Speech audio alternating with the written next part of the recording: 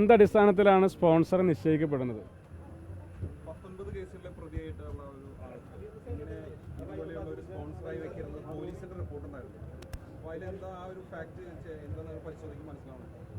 അല്ല, ഇതുമായി ബന്ധപ്പെട്ട് ആക്ഷേപം തുടങ്ങുന്നത് തന്നെ ആദ്യ കത്ത് വരുമ്പോൾ ആ അഡ്വർടൈസ്മെൻറ്റ് ഏജൻസിയുമായി തുടർന്നുള്ള കത്തിടപാടുകൾ നടത്തുമ്പോഴും അതിനുശേഷം ആ ഏജൻസി മാറി പിന്നീട് RBC വരുമ്പോഴും ആ ഘട്ടങ്ങളിലൊക്കെ തന്നെ ഈ സ്പോൺസറെ തീരുമാനിക്കുമ്പോഴും കമ്മ്യൂണിക്കേഷൻസ് തീരുമാനിക്കുമ്പോഴൊക്കെ വ്യക്തമായ അന്വേഷണം ഉണ്ടായിട്ടില്ല എന്നുള്ളതാണ്.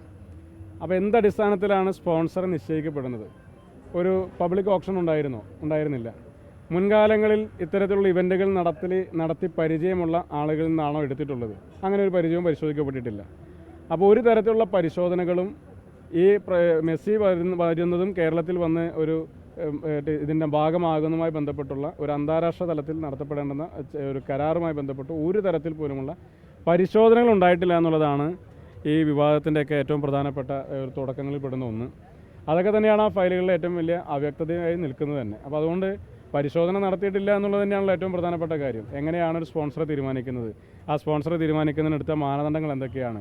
ആ സ്പോൺസറെ തീരുമാനിക്കുന്നതിന് മുമ്പ് മറ്റാരെങ്കിലും സ്പോൺസർ ചെയ്യാൻ തയ്യാറായിരുന്നോ എന്നുള്ളതിനെ സംബന്ധിച്ച് അന്വേഷണങ്ങൾ നടത്തിയിട്ടുണ്ടോ എന്നുള്ളതൊക്കെയാണ് ഏറ്റവും പ്രധാനപ്പെട്ട വിഷയം. അതൊന്നും ഉണ്ടായിട്ടില്ല എന്നുള്ളതാണ് ഇതിൻ്റെ ഒരു നിഗൂഢമായി നിൽക്കുന്ന കാര്യങ്ങൾ. അല്ല, അതൊന്നും തന്നെ പരിശോധിക്കപ്പെട്ടിട്ടില്ലല്ലോ.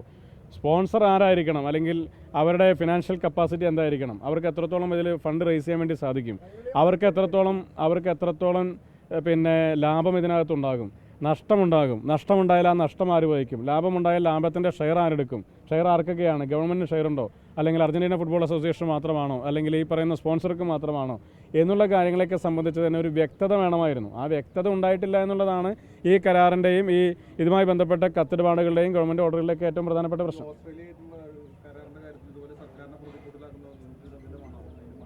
അല്ല, ഞാനതിൻ്റെ ഒരു പരിശോധനയിൽ ഇരിക്കുന്ന ഒരു ഫയലിനെ സംബന്ധിച്ച് കൂടുതൽ വിശദാംശങ്ങൾ അങ്ങനെ പറയുന്നത് ശരിയല്ല എന്നുള്ളതുകൊണ്ടാണ്. അത് വ്യക്തമായ പരിശോധനയ്ക്ക് ശേഷം ഒരു അന്വേഷണം നടത്തേണ്ട വിഷയം കൂടിയാണ്. ഒരു കാര്യം വളരെ വ്യക്തമാണ്. ഇതിൻ്റെ ആദ്യ കത്തിടപാട് നടന്നു തുടങ്ങുന്ന സമയം മുതൽ 2 വർഷക്കാലം മന്ത്രിയുടെ ഓഫീസിൽ നിന്നുള്ള ഇമെയിലിൽ നിന്ന് ഈ ഗോട്ടാടുമായി ബന്ധപ്പെട്ട കത്തിടപാടുകൾ നടത്തുന്ന സമയം മുതൽ അതിൻ്റെ ഒരു പ്രൈവറ്റ് സെക്രട്ടറി ഒരു കുറിപ്പ് മാത്രമാണ് വകുപ്പ് തല ഉദ്യോഗസ്ഥന്മാർക്ക് ഇത് കൈമാറ്റം ചെയ്യപ്പെടുന്നത്. അപ്പോൾ ആ ഘട്ടങ്ങളിൽ മുതൽ ഏറ്റവും അവസാനം ഘട്ടം വരെയുള്ള ഒരു ഘട്ടത്തിലും പ്രൊസീജിയർ പാലിക്കപ്പെട്ടിട്ടില്ല എന്നുള്ളതാണ്. ഉദ്യോഗസ്ഥർക്ക് മേൽ വലിയ സമ്മർദ്ദങ്ങൾ ഉണ്ടായിട്ടുണ്ട് എന്നുള്ളതാണ് നമ്മൾ മനസ്സിലാക്കുന്നത്. എന്നാൽ അതിൽ തന്നെ പലപ്പോഴും അവരതിന് വഴങ്ങാതെ നിൽക്കുന്ന ഘട്ടങ്ങളൊക്കെ തന്നെ നമുക്ക് മനസ്സിലാക്കാൻ വേണ്ടി കഴിയുന്നുണ്ട്. അപ്പോൾ പ്രൊസീജിയറൊന്നും പാലിക്കപ്പെട്ടിട്ടില്ല. അതിൻ്റെ ഭാഗമായിട്ടുള്ള കാര്യങ്ങളാണ് ഓരോ ദിവസവും മാധ്യമങ്ങളിലൂടെ പുറത്തു വന്നുകൊണ്ടിരിക്കുന്നത്. അന്വേഷിക്കുമ്പോൾ എല്ലാം അന്വേഷിക്കപ്പെടേണ്ടതാണല്ലോ. പണത്തിൻ്റെ ഉറവിടം, പണം കൈമാറ്റം ചെയ്യപ്പെട്ടിട്ടുണ്ടോ, അല്ലെങ്കിൽ നികുതി സംബന്ധിച്ചുള്ള കാര്യങ്ങൾ എങ്ങനെയായിരുന്നു, പണം കൈമാറാൻ വേണ്ടിയിട്ടുള്ള ഒരു ഡയറക്ഷൻ സെൻട്രൽ ഗവൺമെൻറ്റിൽ നിന്ന് ലഭിച്ചു എന്നുള്ളത് കൊണ്ട് മാത്രം ഈ കരാറിൻ്റെ ഭാഗമായിട്ടുള്ള പണക്കൈമാറ്റവും ഒന്നും തന്നെ നീതീകരിക്കപ്പെടുമെന്ന് പറയാൻ വേണ്ടി സാധിക്കില്ല. അത് ഏതൊക്കെ ഘട്ടങ്ങളിലാണ് അത്തരത്തിലുള്ള കൈമാറ്റം ഉണ്ടായിട്ടുള്ളത്, കാര്യങ്ങളുണ്ടായിട്ടുള്ളത്, കൈമാറ്റം ചെയ്യപ്പെട്ടിട്ടുണ്ടെങ്കിൽ അതിൻ്റെ സോഴ്സ് എന്താണ്, ഇതെല്ലാം തന്നെ കൃത്യമായി അന്വേഷിക്കപ്പെടേണ്ടതാണ്. അന്വേഷിക്കുമ്പോൾ അതിൻ്റെ കാര്യങ്ങൾ പുറത്തു വരും.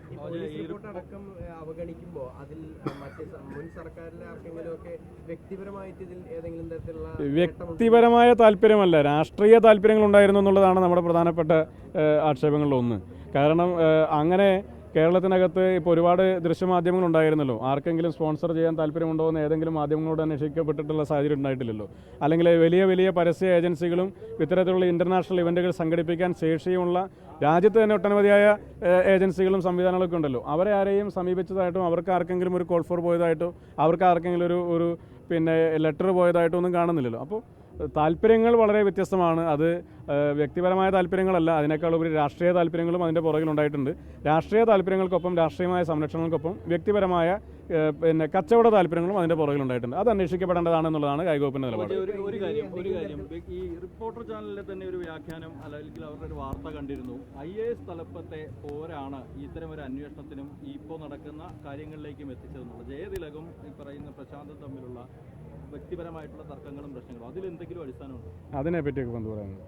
ഇപ്പോൾ ഒരു വകുപ്പിനകത്ത് ഫയൽ കൈകാര്യം ചെയ്യേണ്ട രീതികളിൽ ഉണ്ടായിട്ടുള്ള തുടക്കം മുതലുള്ള പോരായ്മകളും അപാകതകളും കേരളം പോലെ ഒരു സംസ്ഥാനത്തിനകത്ത് ഫുട്ബോളിനെ ഇത്രയധികം ആരാധിക്കുന്ന ഇഷ്ടപ്പെടുന്ന ഒരു തലമുറയുടെ മുമ്പിൽ അവരുടെ ഏറ്റവും പ്രധാനപ്പെട്ട ഒരു ഐക്കണിക്കായ ഒരു ഫുട്ബോളറുടെ എല്ലാവിധ ഇമോഷണൽ ബോണ്ടിങ്ങിനെയും ദുരുപയോഗം ചെയ്ത് ഒരു തെരഞ്ഞെടുപ്പ് സ്റ്റണ്ട് പോലും ആക്കാൻ സാധിക്കുമോ എന്നുള്ള അടക്കമുള്ള പ്രവർത്തനങ്ങൾ നടത്തി കൊണ്ടുവരികയാണെങ്കിൽ അത് കേരളത്തിലെ തെരഞ്ഞെടുപ്പിനെ പോലും വലിയ രീതിയിൽ സ്വാധീനിക്കുമെന്ന രീതിയിലൊക്കെ ചിന്തിച്ച് അതിൻ്റെയൊക്കെ പുറകിൽ പോയതിനു ശേഷം അതിൻ്റെ കാര്യങ്ങൾ ഓരോന്നോരോന്നെ പുറത്തു വരുമ്പോൾ അതിലെ നടപടിക്രമങ്ങളിലെ വീഴ്ചകൾ പുറത്തു വരുമ്പോൾ സാമ്പത്തിക താല്പര്യങ്ങളെ സംബന്ധിച്ചുള്ള ചർച്ചകൾ ഉണ്ടാകുമ്പോൾ പിന്നെ നടപടിക്രമങ്ങളിൽ വീഴ്ചകൾ മാത്രമല്ല അതിനപ്പുറത്തേക്കുള്ള കാര്യങ്ങൾ കൂടി പുറത്തു വന്നിട്ടിരിക്കുന്ന സമയത്തൊക്കെ അതിന് മറ്റൊരു രീതിയിലേക്ക് പോകുന്നതിൽ കറുത്തൊന്നുമില്ല. ആ രീതിയിലല്ല, അതിനു മുമ്പ് വേറെ എന്തെങ്കിലും ആക്ഷേപങ്ങളൊക്കെ പറഞ്ഞിരുന്നില്ല. അപ്പോൾ അതിനെ പറ്റിയിട്ടൊന്നും കൂടുതൽ കമൻറ്റ് പറയാനില്ല.